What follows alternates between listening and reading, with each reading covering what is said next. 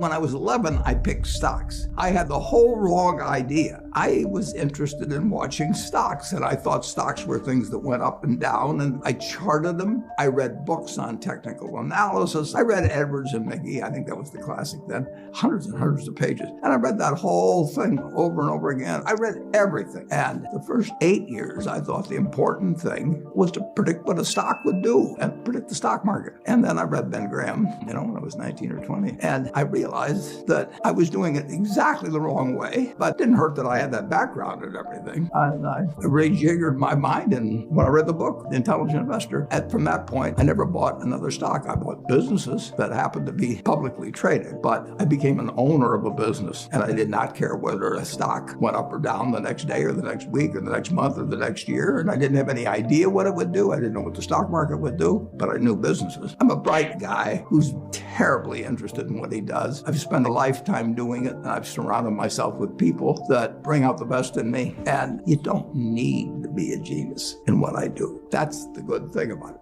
If I went into physics and a whole lot of other subjects, I'd be an also-ran. But I am in a game that you probably need 120 points of IQ, But 170 doesn't do any better than 120. It may do worse, probably do worse. But you don't really need brains.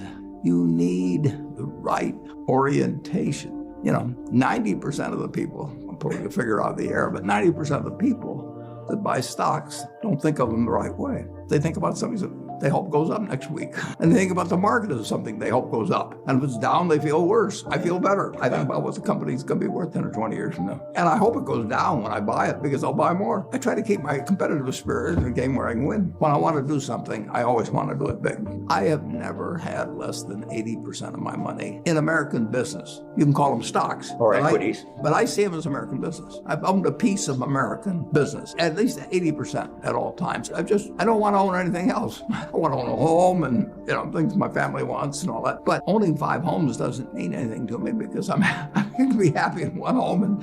And there's a certain amount of things that go wrong with everything. And if I got 2 homes, I know I've got more problems and I don't have more happiness. What makes me happiest is what I'm doing. I enjoy 2 things about it. One, I know I'll win over time. That doesn't mean I'll beat everybody else or anything like that. But I'm in a game that's very, very, very easy if you have the right lessons in your mind about what you're buying. I'm not buying stocks. I'm buying pieces of overwhelmingly American business. And I'm happy when I'm doing it. I'm happier when stocks are going down because I can buy more of them with the same amount of money. I'd be happy if I was a farmer. I'd want farmland to go down so I could buy more acreage. It just makes sense. I'll tell you the second thing I really like. I like being trusted by people. I would rather do what I do with partners than do it sitting in a room myself, even though I might make more money that way. Let's pretend there is no stock market. Let's say I had to buy these privately, like you buy a farm privately, like you buy an apartment house privately. They're investments. So you're looking to say, what can I do with money I've saved to put it away so I feel good about getting it back later under any circumstances, but not necessarily on a given moment. But if I have a farm, it's going to take me a while. But people would be so much better if they actually didn't have a stock market in terms of buying businesses.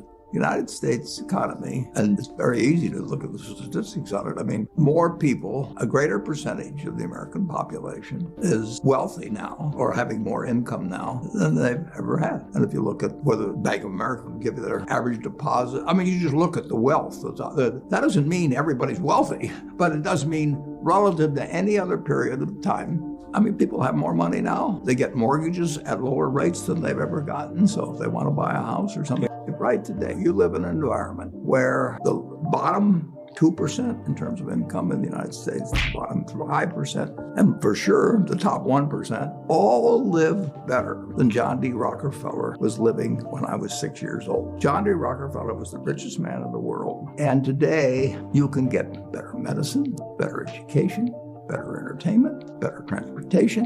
You can do everything better than he could.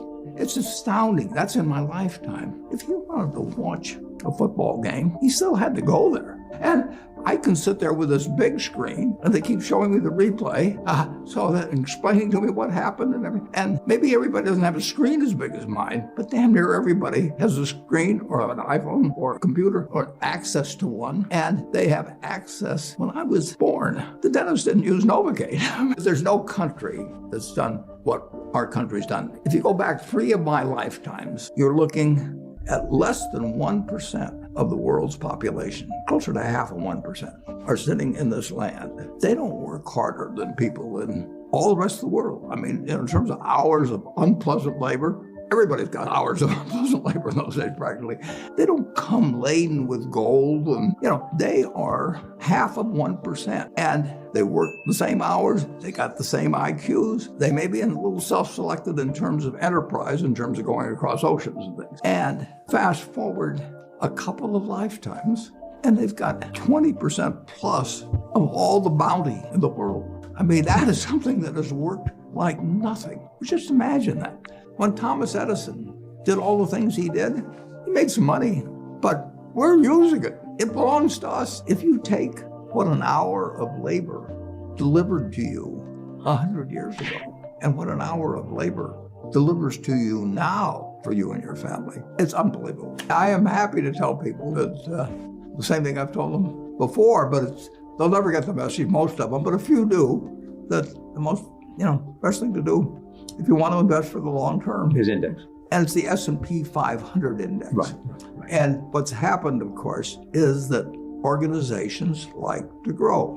So they set up indexes on different industries, different countries. And as soon as you do that, you're violating basically what Jack Bogle said. He says you don't know enough to pick the right businesses, which means you don't know enough to pick the right countries, you know enough